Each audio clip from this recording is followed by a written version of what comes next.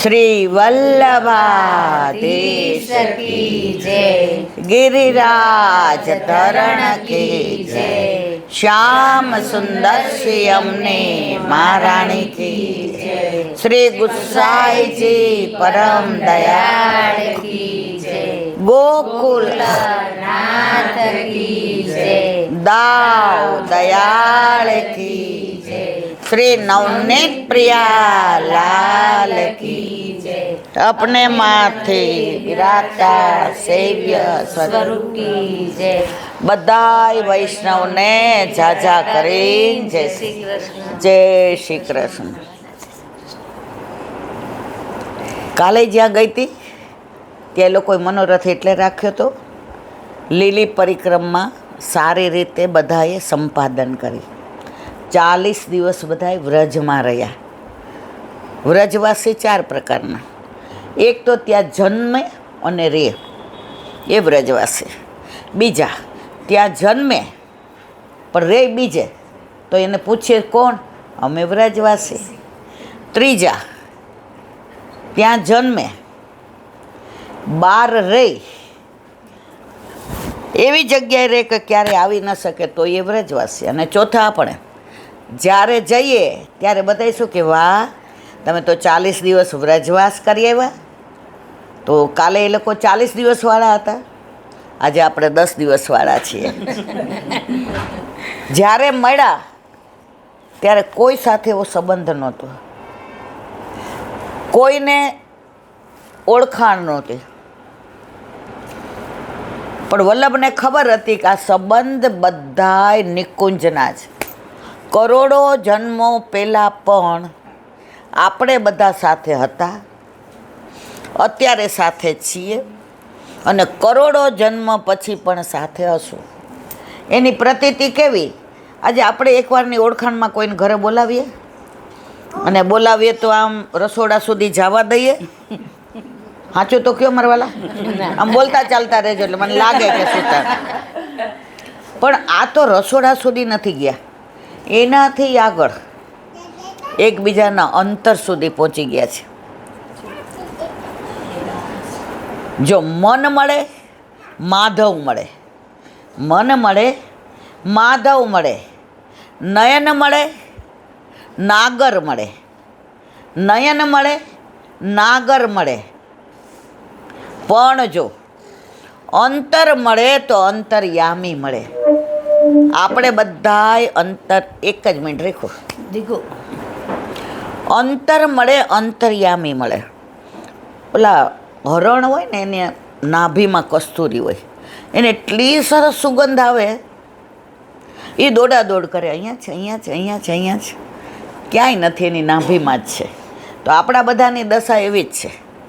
આપણા ઘરે આપણા માથે આપણા ઠાકોરજી બિરાજે છે, છતાંય આપણે દોડાદોડી કરીએ છીએ.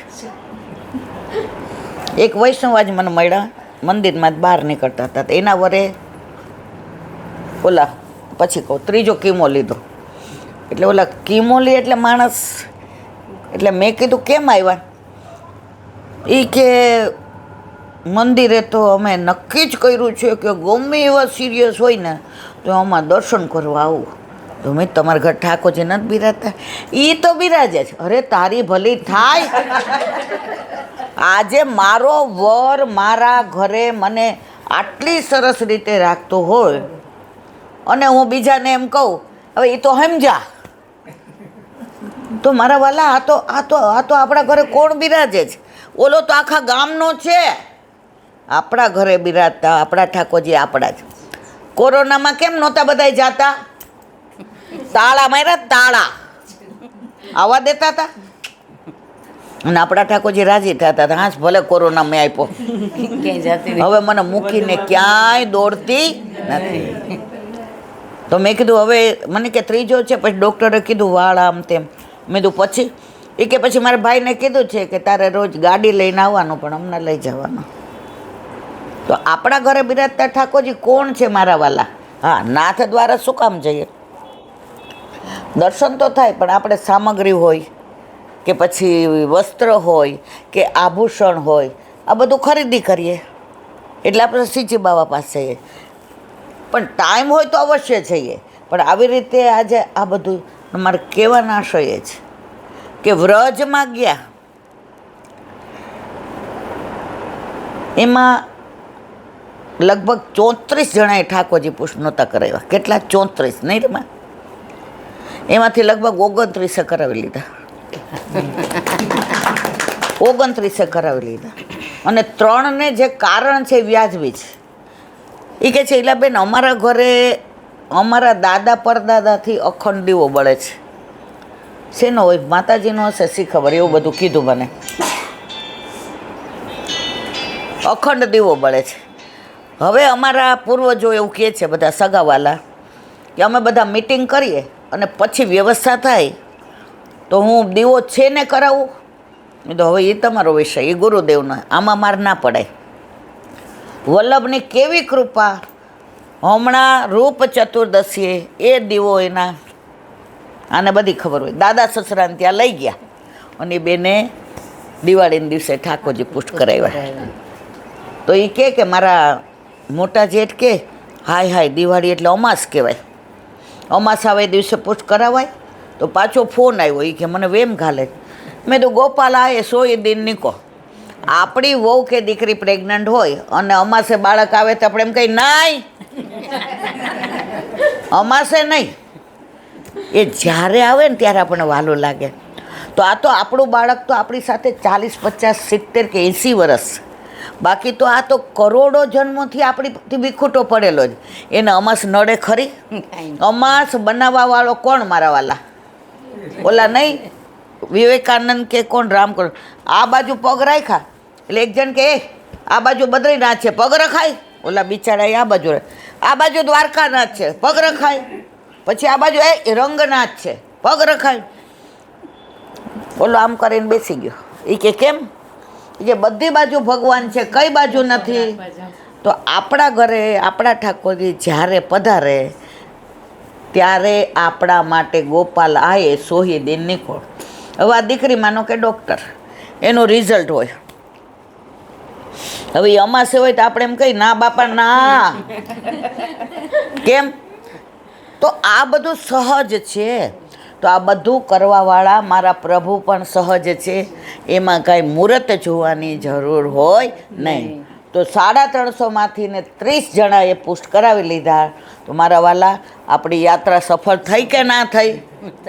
અને જુઓ, આ હમણાં જ્યાં જાઉં છું ને ત્યાં બધા આપણા વ્રજવાળા જ છે લગભગ. કાલે આપણે ગયા હતા, બરાબર. હવે આને કારણ કેવું કે લગ્નને 32 વર્ષ પૂરા થયા એટલે છોકરાઓએ પૂછ્યું કે પાર્ટી? તો આમણે મને સરસ કીધું કે અમારી પાર્ટી અમારા ઠાકોરજી, અમારો વલ્લભ અને અમારા વૈષ્ણવ. અને વૈષ્ણવમાં બધાય આવી જાય. વ એટલે વનમાળી, વનમાળી એટલે ઠાકોરજી, 2 માત્રા એટલે સેવા ને સત્સંગ. એમાં પછી ફાડાવાળો શું આવે? એટલે કૃષ્ણમાં કયો આવે? આ લોકો ન આવડે ઇંગ્લિશ મીડિયમ વાળાને, પણ આપણે ભણતા હતા, આપણને સ્કૂલમાં શું કહેતા? ફાડાવાળો. જુઓ, તો વૈષ્ણવનો કૃષ્ણનો સ આવ્યો ફાડાવાળો. ન એટલે નીર, યમુનાજી. અને વ એટલે વલ્લભ ને વિઠ્ઠલ. મારા વાલામાં એકેય સ્વરૂપ રહ્યું. લગભગ 70-80 વર્ષ પહેલાંની વાત છે. સાઉથમાં એક દીકરી પરણીને ગઈ, એનું નામ વનિતા. હવે એના ઘરે ઠાકોરજી બિરાજે, પણ એના વર આમ એ જમાનામાં સી હતા. 60-70 વર્ષ પહેલાં સી એટલે મોર દેન બહુ આમ ઇમ્પોર્ટન્ટ ગણાય. એટલે રૂ આપતો હોય. અને ઓલી એસએસસી, આપણામાં મેટ્રિક હતું જૂનું, એટલે ઓલી બિચારી મેટ્રિક ભણેલી. એટલે વાતમાં એમ કે હે તને ખબર નહીં પડે, હે તને ખબર નહીં. ઓલીને જેટલી ખબર પડતી હતી ને એટલી મને નહોતી ખબર પડતી. પણ દરેકને પોતાનામાં જે આવડત હોય ને એનું અભિમાન હોય. મને આનંદ છે, આ દીકરી ડૉક્ટર છે પણ આવીને કેવી બેઠી, એવું કહેતી નથી નહીં હું તો અંદર ના. ડિગ્રી છે ને એ તમારું એક જેમ તમને રસોઈ આવડે રસોડામાં, તો એમાં કોઈ આપણે અભિમાન કરીએ કે મને તો બહુ સરસ રસોઈ, કારણ કે એ હાઉસવાઈફ, તો હાઉસવાઈફમાં અને ડૉક્ટરમાં મને કંઈ ફેર નથી લાગતો. રસોઈ અઘરી જ. આ લોકોએ તો એકવાર જ ભણી લેવાનું, પછી ખરું ખોટું. અને આપણે તો રોજ એમાંય ઠાકોરજી નવી સામે ઓલું યુટ્યુબમાં કંઈ તૃપ્તિ કે હું જોઈએ ને, એ કાં મારી પાસે આવે ને કાં હું એની પાસે જાઉં, મમ્મી ગોવા બહુ સરસ. પછી ઘણીવાર ઠાકોરજીને નહીં ભાવતું હોય એવું બગડે. પણ મારો કહેવાનો આશય એ છે કે આપણો ધ્યેય કોણ છે? આપણા ઠાકોરજી છે. એટલે આ સીએ એટલે વાતમાં આમ કે હવે ઘરમાં ઠાકોરજી બિરાજે એટલે ઓલી તો કે જે હોય તે, મને મારા પ્રભુમાં ક્યાંય નડતા નથી. હવે એના વર 3 દિવસ ટાઈમમાં હોય ત્યારે પેલું કરે. એમાં એના ઘરે 4 વૈષ્ણવ, ત્યારે તમને ખબર હોય ને તો આખા ઇન્ડિયામાં સાઉથમાં જ હાર્ટનું કરતા હતા. મદ્રાસમાં કે ક્યાં, બેંગ્લોરમાં કે મદ્રાસમાં મને ખબર, ક્યાં કરતા, વેલ્લુર ક્યાંક કરતા હતા. એટલે મને વાત કરી હતી લગભગ આ 2 વર્ષ પહેલાં, એટલે કદાચ ગામના નામમાં ભૂલ હશે. એટલે ઓલા 4 વૈષ્ણવ, એટલે એના મા બાપે કીધું કે ત્યાં તમે ક્યાં રખડશો ના થડશો, હવે તમે બહારનું ખાતા નથી, એટલે તમે મારી દીકરીને, એટલે કે ભાઈ અમારે 10 દિવસ રહેવાનું છે, પણ અમે દીકરીનું ન ખાઈએ. એટલે એ અહીંથી 5 તોલાનો હાર કરાવીને લઈ ગયા દીકરી માટે. શું કે અમે દીકરીનું તો એમને ન ખાઈએ, અને 5,000 રૂપિયા કે 11,000 લઈ ગયા કે પહેલાં દીકરીને દઈ દઈશું, કે અમારા દીકરીના ઘરનું અમે સૌરાષ્ટ્રવાળા તો ના જ ખાય. એટલે પહેલાં કાગળ આવતા હતા પોસ્ટકાર્ડ, અને એમાં રિપ્લાય આવતા હતા. એટલે રિપ્લાય પોસ્ટકાર્ડ લખ્યું. એટલે એના વરે જોયું એ કે આ 4 જણા અહીંયા રહેવાના છે 10 દિવસ. ઓલી કે અરે આ પોસ્ટકાર્ડ સાંભળી જશો તો, એટલે કે ગાંડી થઈ છો, પોસ્ટકાર્ડ સાંભળે. જો કે વૈષ્ણવના આવવાની વધામણી છે ને, એ પોસ્ટકાર્ડની અંદર સાક્ષાત મારા વૈષ્ણવ મને દેખાય છે, દર્શન થાય છે. મારા વેલજી કાકા, મારા કાકી, અને મારો 19 વર્ષનો કાકાનો દીકરો, એને હાર્ટનો પ્રોબ્લેમ છે, અને મારી બેન, 4 જણા. તો કે 10 દિવસ અહીંયા મેળ નહીં પડે. અહીંયા તો આપણે પહેલાં બંગલા હતા, બહુ ફ્લેટ નહોતા, 3 રૂમનો બંગલો. એક રૂમમાં તારા ઠાકોરજી, એક રૂમમાં આપણે. તો કે એક રૂમ તો ખાલી છે, 10 દી પછી અહીંયા મેળ નહીં પડે. કે સારું. હવે પેલા લોકો આવ્યા એટલે હરખ દીકરીને થાય, એટલે કોને થાય, ભત્રીજીને. ઓલાએ કીધું તમે લોકો તમારી રીતે બધું મેનેજ કરો, મારે ઓફિસ જવાનું છે. અને જરાય ન ગમ્યું કે આવે તો આવકારો, જરા મળવું કરવું. પણ ઠાકોરજી આ સહન કરતા નથી. પછી ઓલા લોકોએ પૂછ્યું કે બેટા જમાઈરાજને કાંઈ તકલીફ હોય તો અમને 10 દિવસ માટે ક્યાંક એકાદો રૂમ અપાવી દે તો અમે લોકો અમારું કરી લેશું. એમ કે ના, એમને છે ને હમણાં બહુ ઓડિટનું કામ છે ને, એટલે બહુ થાકી જાય છે ને બધું મેનેજ કરવાનું હોય છે. કે સારું. પછી 3-4 દિવસ થયા એટલે જમાઈને કીધું કે આ જે ડૉક્ટર છે એ ઓપરેશન કરવાના, તમે સેજ તપાસ કરીને ઇંગ્લિશમાં બધી વાત કરી લો ને. કે આઈ હેવ નો ટાઈમ, મને ટાઈમ નથી. એમ કે આ દીકરી મેટ્રિક ભણેલી હતી ને, હોશિયાર હતી. કાકા એમને તો છે ને મારું હોય તોય ટાઈમ નહીં, હું આવું છું. બધી વ્યવસ્થા કરીને ડૉક્ટરે કીધું 1% બચવાની શક્યતા છે. 19 વર્ષનો ભાઈ, 5 ભાઈઓ વચ્ચે 99% કેસમાં કાંઈ છે નહીં. પણ કોને કીધું ખબર છે? આ દીકરીને. એટલે ઓલા કાકીએ બહાર પૂછ્યું કે ઇંગ્લિશમાં તને શું કહેતા હતા?